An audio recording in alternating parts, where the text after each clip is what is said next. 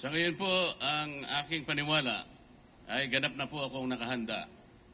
Sa dami po ng mga kababayan natin na nananawagan na sana'y makapaglingkod pa po ako sa mas mataas na level ng ating bansa, ay gusto ko pong paunlakin o paunlakan ang panawagan na yon na ngayon po ay talagang dumarami at lumalawak sa maraming panig ng ating bansa. One follow-up question po. Sir, does that mean to say na we won't expect you withdrawing anytime po? Wala na pong atrasan ito.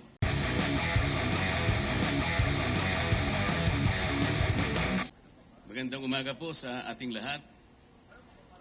Ang paghahain ko po ng aking kandidatura sa araw na ito bilang isang independent senator ay kahayagan at katibayan ng aking malaon ng mithiin na maisulong natin ang ganap na pagkakaisa sa ating bansa. Kahit kailan, kahit saan, hindi po natin makakamit ang tunay, tapat, at mabilis ang paglilingkod sa lahat ng mamamayan kung wala pong pagkakaisa. Pati pagsulong ng ating bansa ay makokompromiso kung walang pagdadamayan at pagtutulungan sa isa't isa. Gusto ko pong balikan natin ang mga huling kaganapan na nangyari sa House of Representatives. Napansin po niyo siguro nang dahil lamang sa aking pagtatanggol sa katarungan, sa katwiran at sa mga sariling tuntunin namin sa House of Representatives, ako po ay inaway ng ilan sa aking mga kasamahan na nauwi nga po pati sa paggagawa ng hopya. Ayaw ko po ng awayan, ayaw ko po ng pasiklaban. Ayaw din po ito ng ating mga mamamayan. Maraming salamat po. Okay, question from the media. May nauna po dito kasi. Dante, for Dante. Question. Hi, sir. Dante Amento, UNTV. Sir, tanong ko lang po, in the past few months, you were questioning the contract entered into between COMELEC and Miru. And then, isa rin po kayo sa nagbulgar ng alleged offshore accounts na allegedly kay Chairman George Erwin Garcia. Ang question ko lang po, sir, isa lang. Sa ngayon, kasi it is inevitable that you have filed your COC sa COMELEC na mayroon kayong question. Mayroon po ba kayong paniniwala sa integrity ng 2025 midterm elections? Thank you po.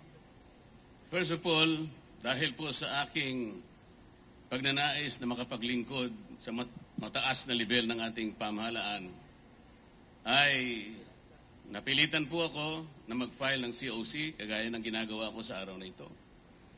At I do not want to fight two battles at the same time. Ang lahat po ng pangyayari ay may kani-kanyang panahon. Yun lamang po ang aking masasabi sa isyong yan. Malaya Business Insight. Gerard Nabal po. Sir, good morning. Sir, noong 2022, tumakbo po kayo for senator also, but you withdrew at the last minute. What makes it different this time, sir? Sa ngayon po, ang aking paniwala ay ganap na po akong nakahanda. Sa dami po ng mga kababayan natin na nananawagan na sana'y makapaglingkod pa po ako sa mas mataas na level ng ating bansa, ay gusto ko pong paunlakin o paunlakan ang panawagan na yon na ngayon po ay talagang dumarami at lumalawak sa maraming panig ng ating bansa. One follow-up question po. Sir, does that mean to say na we won't expect you withdrawing anytime po? Wala na pong atrasan ito. Okay, next question is from Michael Rogas, Radyo Pilipinas. Hi sir, magandang umaga po. Michael Rogas po from Radyo Pilipinas. Yes, Mike. Sir, kumusta po yung allegation po ninyo laban po sa mga COMELEC officials? Wala po akong allegations sa mga COMELEC officials.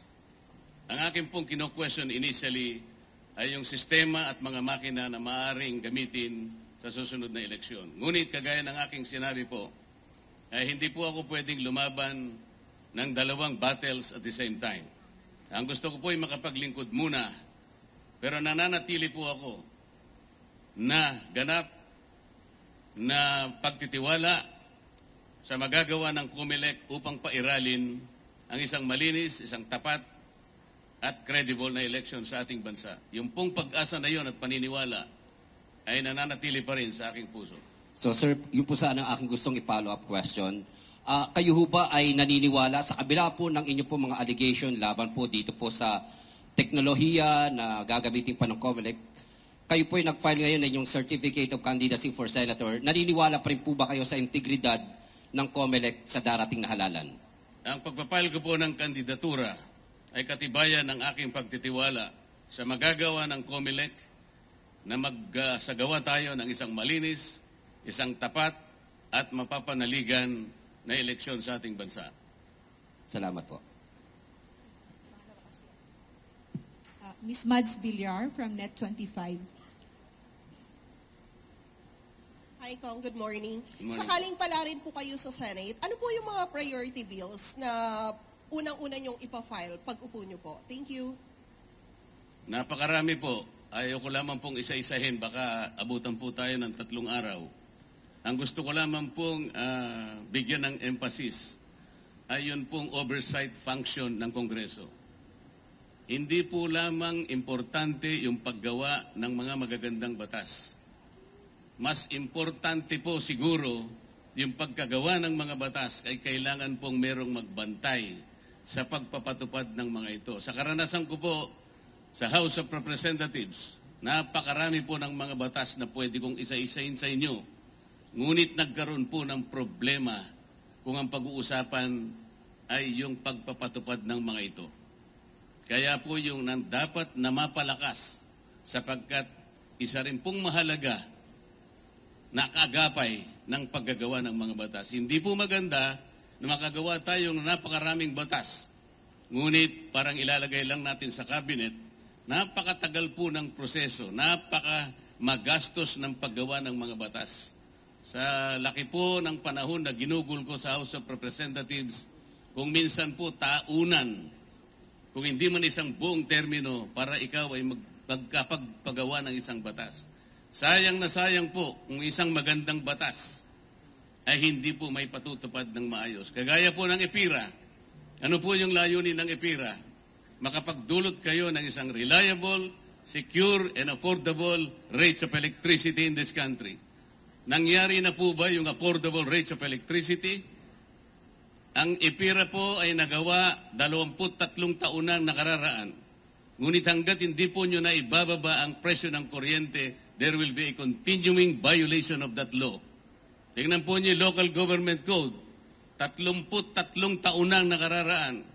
Tingnan po ninyo ang ating mga barangay. How many barangays, up to 42,000 plus barangays in this country, how many percent are able to stand on their feet? You may not know it, but I will answer my own question. 2%. Kung 98% po ay hindi nakatatayo sa sariling pa, how do you think that the smallest political unit of our society can contribute to the overall development of this country?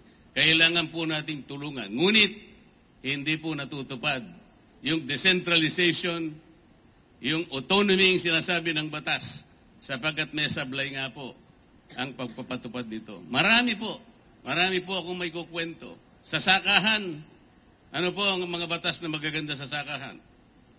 Meron pong isang batas na nagsasabi, there should be a guaranteed price for palay. Meron po ba? Wala po. Kailangan po yung mga makinarya, equipment na ginagamit sa pangsakahan, dito na po natin dapat ginagawa. Batas po yun. Hindi po nangyayari. Ang sabi po sa isang batas, there should be a dedicated area for farming. Kahit anong mangyari, huwag niyong i-convert yung mga yan.